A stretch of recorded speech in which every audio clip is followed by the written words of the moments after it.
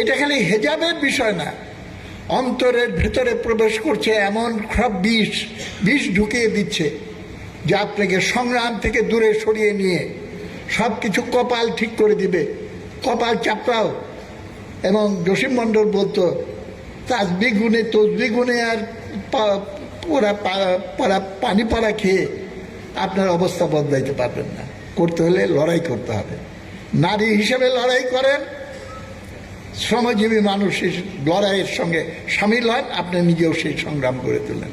তাহলে পরেই আমরা খালি নারী সমাজের মুক্তি নিয়ে আসবো তাই না, তার অংশগ্রহণের ভেতর দিয়ে সমাজ বিপ্লব করে কেউ খাবে কেউ খাবে না, তা হবে না তা হবে না, এই আওয়াজ নিয়ে আমাদেরকে নেমে পড়তে হবে।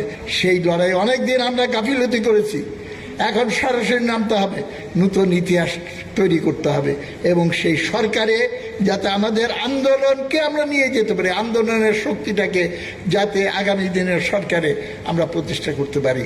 আমাদের মধ্যবিত্তের ভেতরে যখন আলোচনা হয় নারী আন্দোলন মানে কি, গৃহস্থ, গৃহিণী, মধ্যবিত্ত, শিক্ষিত ধারণাটাই চলে আসে।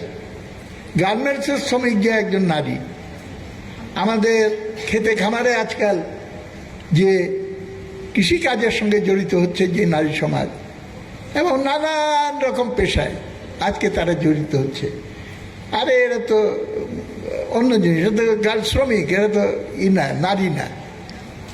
আবার যখন নারী হিসেবে এখানে একত্রিত হই তখন বলে যে তোমরা তো নারী, এখানে তুমি তো শ্রমিক পরিচয়, আবার কি সবাই আমরা এক পরিচয়। কিন্তু প্রত্যেকটা মানুষের, প্রত্যেকটা ব্যক্তির একাধিক আত্মপরিচয় থাকে এবং তার লিঙ্গ আত্মপরিচয়, লিঙ্গ বিষয়ক আত্মপরিচয়। সে যে নারী, সেই আত্মপরিচয়কে কোনোদিন আমরা অস্বীকার করতে পারি না। কিন্তু এই কথা আমাদের বুঝতে হবে যে সব আত্মপরিচয়ই গুরুত্বপূর্ণ, কিন্তু শেষ বিচারে তার শ্রেণী আইডেন্টিটি এইটাই হয়ে যায় নির্ধারক। তাই সবচেয়ে সাহসী সৈনিক যারা, তারা আজকে এখানে মিলিত হয়েছে। বিরাট কর্তব্য। সমস্ত চারদিকে তাকিয়ে দেখেন, সামনের দিকে যাওয়ার তো দূরের কথা,